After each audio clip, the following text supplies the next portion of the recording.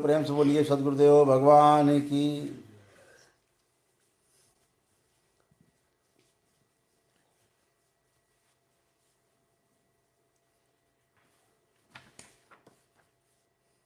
अब आप सभी को जो महत्वपूर्ण सूचना है दरबार के बारे में वो समझनी है। जो एक मॉक ड्रिल किया गया जिसमें आप सब लोगों ने सहयोग किया, क्योंकि भीड़ बहुत ज़्यादा बढ़ गई थी।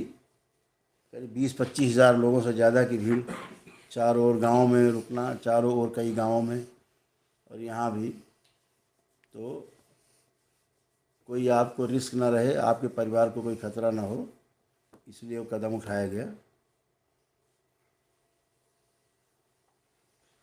अब जो दरबार है वो अति शीघ्र खुलने वाला है, लेकिन कुछ शर्तों के साथ। इसको ध्यान रखना है कि सभी सुरक्षित रहें, आप भी सुरक्षित रहें, और जो गाइडलाइन है भारत सरकार की, उत्तर प्रदेश सरकार की, वो सब पालन भी उनका हो।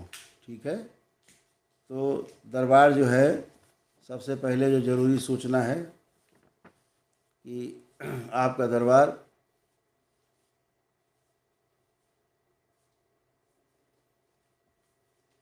1 जनवरी 2023 से खुल रहा है, पुणे से ओपन हो रहा है। 1 जनवरी 2023 से, आने वाली 1 जनवरी यानी आज तारीख है 27, 28, 29, 30, 31 और 1, तो 1 तारीख से आपका दरबार खुल रहा है। शर्त क्या है उसको समझ लीजिए दरबार आने की। एक तो आपके पास आपका मास्क जरूर होना चाहिए, ये ध्यान रखिए। आपके पास जो गाइडलाइन है गवर्नमेंट की, उसके हिसाब से अभी जो गवर्नमेंट ने गाइडलाइन जारी की है मुख्य रूप से, वो ये कि आपके पास मास्क जरूर हो। जब भी आप दरबार में प्रवेश करें, अंदर आएँ दरबार के आश्रम के अंदर, तो आप सभी लोग मास्क का प्रयोग जरूर करें, ये ध्यान रखें। जहाँ पर आप लोग लेटे बैठे सोए, वहाँ पर चूँकि बाहर जैसे हॉल है, माँ कामाख्या हॉल है, बाहर बड़ा हॉल है खूब, जिसमें 10 हज़ार लोग बैठ सकते हैं। वहाँ पर आपकी लेटने की व्यवस्था निःशुल्क रहती है, तो सभी लोग वहाँ आ सकते हैं, रुक सकते हैं, लेकिन अलग अलग गद्दे रहेंगे, एक गद्दे पर एक व्यक्ति रहेगा, ये ध्यान रखेंगे। दूसरी शर्त ये है कि छोटे बच्चों को, जो बहुत छोटे बच्चे हों और जो वृद्ध हों, बहुत वृद्ध हों, उनको लेकर के ना आएँ। और जो असाध्य रोगी हैं उनको तो लेकर के बिल्कुल नहीं आना, उन्हें घर पे रखना है, या अस्पताल में है तो अस्पताल में रहेंगे, घर में है तो घर में रखेंगे। असाध्य रोगी उनको टांग के, जिसको आपको सहारा दे के लाना पड़े, ठीक है, टांग के, उसे नहीं लाना है फ़िलहाल। जैसे आप यहाँ स्वस्थ होते हो, आपका परिवार का वो सदस्य जो बीमार है वो घर पर स्वस्थ होता है, ये सब आपको पता है। तो उसको लाद के लाने की ज़रूरत नहीं है कि आप उसको लाद के लाएँ और उसको आप हवा में बिठाएँ फिर मेरे समक्ष लाएँ, ऐसे करने की आवश्यकता नहीं है, ये ध्यान रखिएगा। इस बात का विशेष ध्यान रखेंगे। अभी अगर आप लेकर के आते हैं कोई असाध्य रोगी, तो फिर आपको दरबार में प्रवेश नहीं मिलेगा, ध्यान रखिएगा, फिर आपको असुविधा होगी, ये अभी समझ लीजिए। दूसरा, यदि कोई असाध्य रोगी है तो उसकी फ़ोटो आप ला सकते हैं साथ में, ठीक है।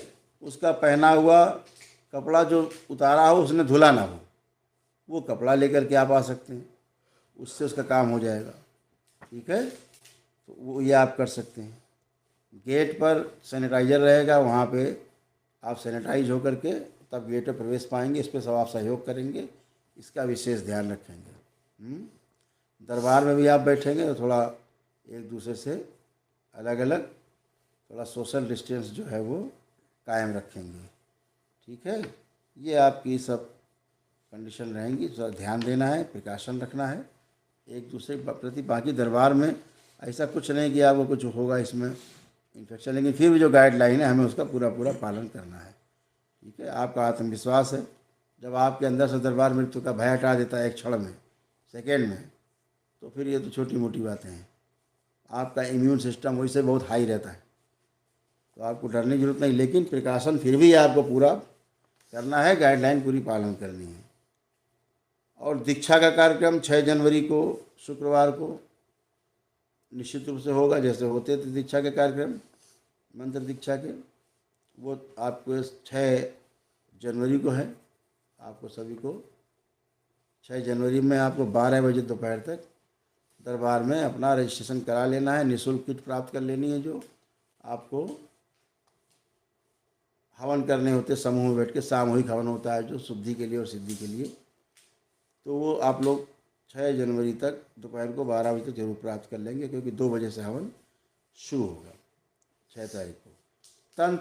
तंत्र की दीक्षा के लिए जो आवेदन है वो भी 6 तारीख तक दे दें, हर सूरत में 7 तारीख को सुबह तक दे दें, ठीक है, सुबह 10 बजे तक दे दें 7 तारीख को, इससे लेट नहीं करेंगे, ताकि उनका भी सिलेक्शन हो सके जो तंत्र की दीक्षा लेना चाहते हैं, उनका भी सिलेक्शन हो सके, ठीक है।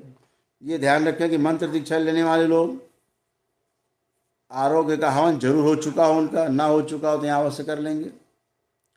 वह लोग जो असाध्य रोगी हैं और उनके अभी सब कुछ कार्यक्रम कर लिया, तो वो एक अपना महामृत्युंजय का हवन कर लेंगे, उससे उनको आसानी रहेगी। प्राणों का क्षय रुकता है, तमाम गंदगी बाहर आना से रुकती है, अंदर से बाहर प्राण निकलना बंद होते हैं, तमाम तरह से आपको प्रोटेक्शन मिलता है, आपको बल बना रहता है, शरीर में ऊर्जा बढ़ती है। वह एक वैदिक परंपरा है, वैदिक नियम है, तो वो आप इसको करें। तो ये ध्यान रखना है कि जो नियम बताएं आपको उसका पालन करेंगे। और 1 तारीख को दरबार प्रातःकाल बाबा की आरती से शुरू हो जाएगा। आपसे पूर्व की भांति अभी मुलाकात होगी। आप सभी को दरबार की ओर से, बाबा और माँ की ओर से बहुत बहुत शुभकामनाएं, बहुत बहुत प्यार, आशीर्वाद। आप सभी लोग स्वस्थ रहें, सुखी रहें और प्रसन्न रहें। हरि हर। अगले मंगल